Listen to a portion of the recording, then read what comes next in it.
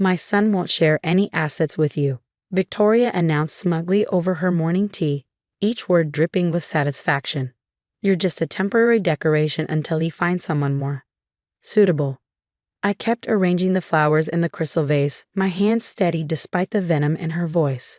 My name is Olivia, and at 32, I was listening to my mother-in-law gleefully inform me that my 5-year marriage was nothing more than an extended audition for a role I'd never get to play. Marcus and I have discussed everything, she continued, clearly disappointed by my lack of reaction. The house, the investments, even this vacation property, it's all protected. You'll leave with exactly what you brought. Nothing. I placed the last rose in the vase, adjusting it until it was perfect. The irony of this conversation taking place in her beloved lakeside mansion wasn't lost on me. If only she knew what I discovered in her husband's old study 3 months ago. That's interesting, I said quietly, meeting her gaze. Does Marcus know about the debt on this property? Victoria's teacup clattered against its saucer. What are you talking about? The second mortgage you took out last year, the one that's 3 months overdue. Her face paled slightly before she recovered. You're delusional. This house has been paid off for years. I smiled, remembering the stack of unopened bills I'd found while cleaning her husband's study after his passing. Victoria had always been careless with money, hiding her shopping sprees and gambling debts from her family. Her husband had covered for her for years, but his death had left her vulnerable and desperate. The bank called yesterday, I said, keeping my voice neutral. They're planning to foreclose next month. That's impossible. Victoria stood up, her composure cracking. I would know if you'd been opening your mail or checking your accounts. I picked up my purse. You might want to start. I hear there's a buyer interested in acquiring foreclosed properties in this area. I left her standing there, her face a mix of fury and fear. What she didn't know was that I'd spent the last 3 months preparing for this moment. My anonymous holding company, funded by my own successful interior design business, the one she always mocked as a cute hobby, was positioned to buy the property the moment it went into foreclosure. Victoria had never bothered to learn anything about me beyond the fact that I'd grown up in a middle-class family. She didn't know about my business degree, my thriving company, or the fact that I'd been quietly building my own empire while she dismissed me as a gold digger. The real shock came later that evening when Marcus came home. I was in our kitchen preparing dinner when he dropped the bomb. Olivia, we need to talk, he said, his tone serious. Mother told me you've been snooping through private family documents. I turned from the stove, studying my husband's face. The man I'd loved for 5 years looked like a stranger, his features hardened by his mother's influence. Is that what she told you? I asked, wiping my hands on a towel. Did she mention the foreclosure notice? Marcus waved dismissively. Mother says you're making things up, creating drama because you're insecure about your position in this family. My position? I couldn't help but laugh. You mean the position where I'm just a temporary decoration? His face flushed. She told you about our conversation. She did. I kept my voice steady. She also mentioned that you've been planning to protect all the assets from me. Were you ever going to tell me yourself? It's not like that, he stammered. Mother just thinks. No, I cut him off. The question is, what do you think, Marcus? Are you capable of thinking anything your mother hasn't approved first? He stared at me, mouth open but no words coming out. In that moment, I saw him clearly, not the successful businessman I married, but the little boy still desperately seeking his mother's approval. The bank called again, I said, pulling out my phone. They're moving up the foreclosure date on the vacation house. Victoria needs to come up with $2.5 million by the end of the month. Marcus's face went pale. That's impossible. The house is paid off. Mother would never. I showed him the foreclosure notice. Your mother's been hiding things from you too, Marcus. The difference is, I did my research. He sank into a kitchen chair, running his hands through his hair. This can't be happening. That house, it's been in our family for generations. Not for much longer, I said, turning back to the stove. Unless someone buys it at auction. I hear there's already an interested party. We have to help her, Marcus declared, standing up. We can use our savings, take out a loan. I turned off the burner and faced him. Our savings? The ones you've been hiding from me? Or do you mean my money, which you and your mother think I don't deserve to keep? The silence that followed was deafening. Marcus looked lost, caught between his mother's manipulation and the reality crashing down around him. I need to go talk to her, he finally said, heading for the door. Before you go, I called after him. You might want to ask her about the gambling debts too. And the credit cards in your father's name that she's still using. He stopped, hand on the doorknob. How do you know all this? Because unlike you and Victoria, I don't underestimate people just because they don't come from money. I met his gaze steadily. Your father knew about everything. He left me a letter before he died, along with all the documentation. He knew someone would need to protect this family from your mother's secrets eventually. Marcus left without another word, but I knew this was just the beginning. Victoria's carefully constructed world was about to crumble, and she had no idea that the person she dismissed as nothing was about to become her worst nightmare. I picked up my phone and dialed my lawyer's number. It was time to set the next phase of my plan in motion. Victoria wanted to play games with family assets. She was about to learn that she wasn't the only one who knew how to play. The next morning, Victoria's perfectly manicured facade began to crack. I watched from my office window as she stormed up our driveway, waving papers frantically. Marcus had spent the night at her house, presumably dealing with the aftermath of my revelations. You, she shrieked the moment I opened the door. What have you done? I stepped aside, letting her enter. Would you like some tea, Victoria? You seem upset. Don't play innocent with me, she spat, throwing a stack of bank notices onto my coffee table. The bank says there's an anonymous buyer. It's you, isn't it? You're trying to steal our family property. I sat down calmly, crossing my legs. I thought you said the house was paid off. Isn't that what you told Marcus? Her face contorted with rage. You had no right to go through Gerald's papers. Those were private family matters. Your late husband gave me those papers, I corrected her, along with a very detailed letter about your gambling habits and shopping addictions. He was worried about what would happen to the family after he was gone. Victoria sank into the armchair, her bravado deflating slightly. Gerald would never. But he did, I interrupted, pulling out an envelope from my desk. He knew you'd never accept me, that you tried to turn Marcus against me. He also knew about the money you'd been borrowing against the vacation house. I handed her the letter. Her hands trembled as she read her late husband's words, his elegant handwriting detailing years of financial cover-ups and manipulation. Why didn't he ever say anything? She whispered, more to herself than to me. Because he loved you, I said simply. He spent years protecting you from yourself. But he knew it couldn't last forever. Victoria's eyes narrowed. So what now? You'll use this to blackmail us? Force Marcus to sign over assets to you? I couldn't help but laugh. Victoria, I don't want your money. I have my own. What I want is for you to understand something. I'm not the gold digger you think I am. I'm not here to steal your family's wealth. I'm here because I love your son, even if he can't stand up to you. Just then, Marcus walked in. He looked exhausted, his usually immaculate appearance disheveled. He stopped short when he saw us. Mother, what are you doing here? Your wife, Victoria began, but I cut her off.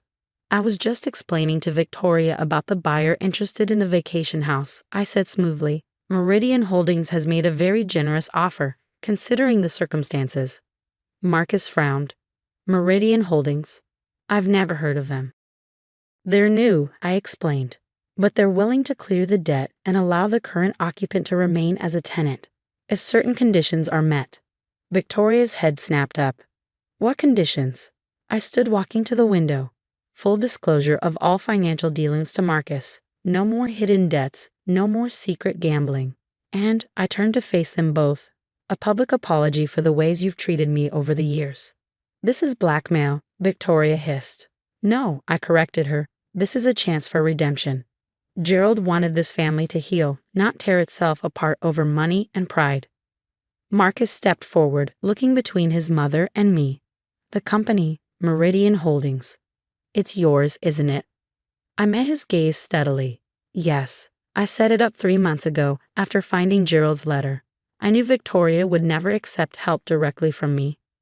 You deceitful little, Victoria began, but Marcus raised his hand. Stop, Mother. Just stop. He looked tired, defeated. All these years you've been lying to me. About the money, about Father's wishes. And Olivia? He turned to me. You've been protecting us, haven't you? Even while we treated you like an outsider. I felt tears prick at my eyes but held them back. I love you, Marcus. Despite everything, I love this family. But things need to change. Victoria stood abruptly. I need time to think. You have until the end of the week, I said firmly. After that, the house goes to auction, and I can't guarantee the next buyer will be as understanding. She left without another word, her shoulders slumped in a way I'd never seen before. Marcus stayed, standing awkwardly in the middle of our living room. Why didn't you tell me? He asked finally. Would you have believed me over your mother? He flinched at my words but didn't argue. We both knew the truth. I found Dad's letter in my office this morning, he said quietly. He explained everything. About Mother's gambling, the loans, how he'd been covering for her for years. He looked at me with new eyes. He also wrote about you, how you were the daughter he never had, how he trusted you to do what was right for this family. I felt my composure crack slightly. Gerald had been the only one who'd ever truly accepted me, who'd seen past my background to who I really was.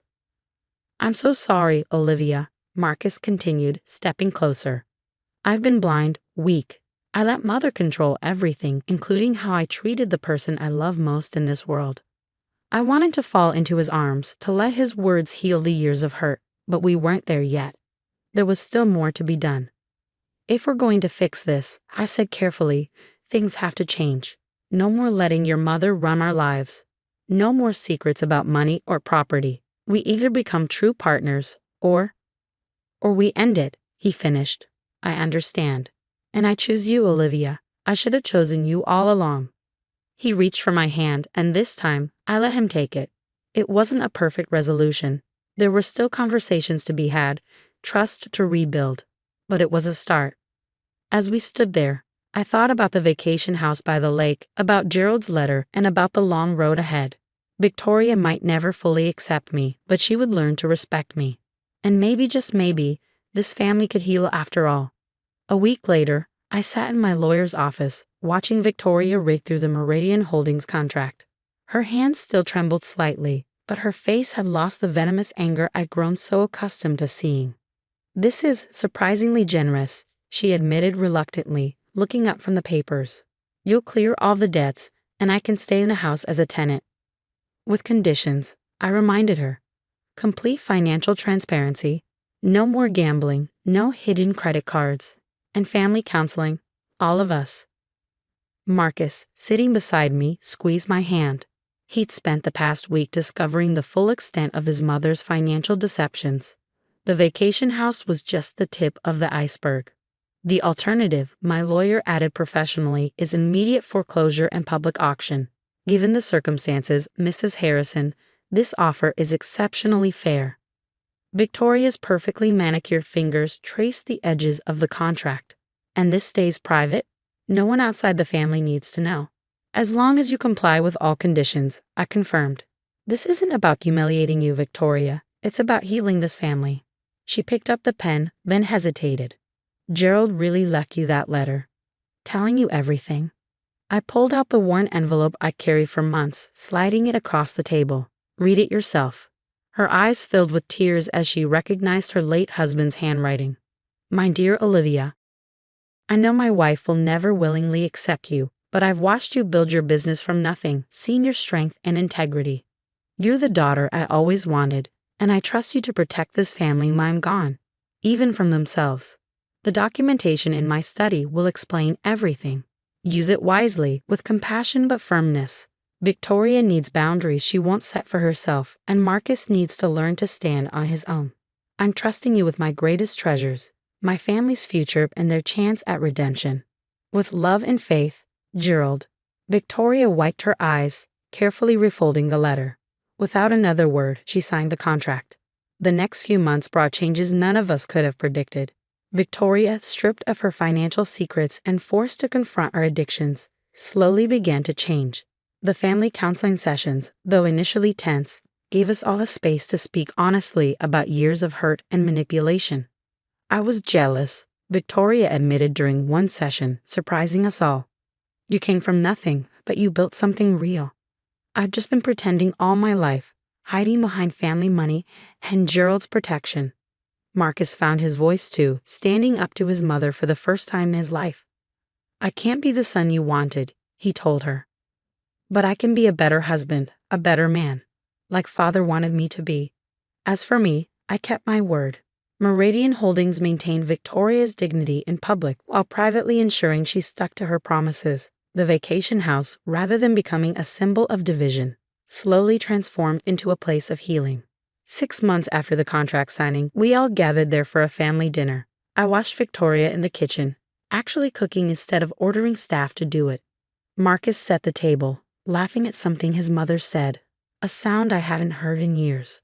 "You've done the impossible," our family therapist had told me the day before. "You've given them a chance to become the family they could have been all along." After dinner, Victoria pulled me aside onto the lakeside porch. The sunset painted the water in shades of gold and pink, reminding me of all the reasons Gerald had loved this place.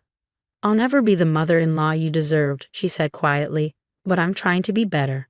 Gerald was right about you. You protected this family even when we didn't deserve it." I touched the locket at my neck, Gerald's last Christmas gift to me.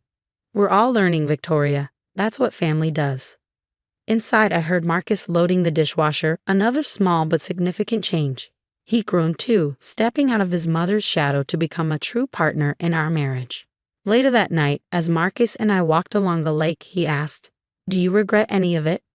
Taking on mother's mess, fighting for this family?" I thought about Gerald's letter, about Victoria's slow transformation, about our own strengthened marriage. "No," I said honestly. "Your father saw something in this family worth saving. He was right." Marcus stopped, pulling me into his arms. "He was right about you too. You're the strongest person I know, Olivia. Thank you for not giving up on us." As we stood there, watching the stars reflect on the lake's surface, I thought about how sometimes the greatest victories come not from destroying our enemies, but from transforming them into family. The vacation house stood behind us, lights glowing warmly in the darkness. It was no longer just Victoria's sanctuary or a symbol of family wealth. It had become something more valuable, a testament to the power of tough love, honest confrontation, and the kind of strength that chooses reconciliation over revenge. Gerald would have been proud.